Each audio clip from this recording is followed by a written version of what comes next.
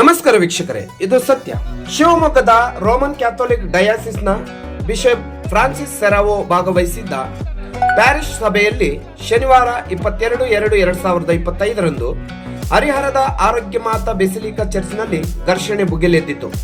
ಎರಡು ಗುಂಪುಗಳ ನಡುವೆ ಘರ್ಷಣೆ ಹುಟ್ಟಿಕೊಂಡಿತು.